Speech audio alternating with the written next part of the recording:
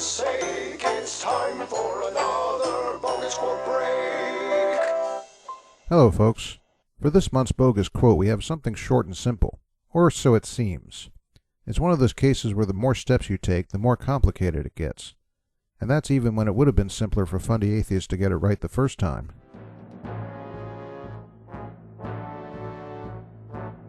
Hello everyone, this is St. Augustine, and about this quote. This quote lets you Christians know that your God punishes intelligence and inquisitiveness. That's right, you heard me. Don't ever ask questions, not ever. Because if you do, you'll be downstairs with me, shoveling coal in the pits of hell. Rather outlandish, isn't it? But step one doesn't start with Augustine. It starts over 1,000 years later with John Calvin. What these Fundy Atheists are likely reading from is this quote from Calvin's Institutes on Religion. Now when you see this, a couple of things are clear. One is that this was meant as a funny comeback, not a theological statement. Another is that it's not quoting Augustine as saying that hell was made for the inquisitive. Things get even worse for Fundy Atheists when we check Augustine's Confessions, where Calvin gave his note.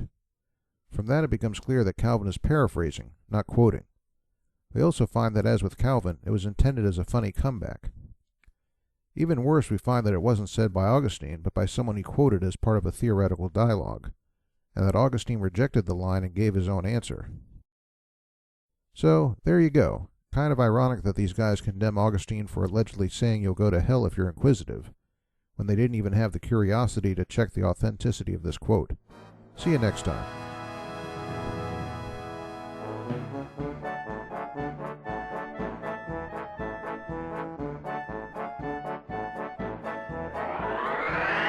Hey, did you just ask a question? Aha! This way, please.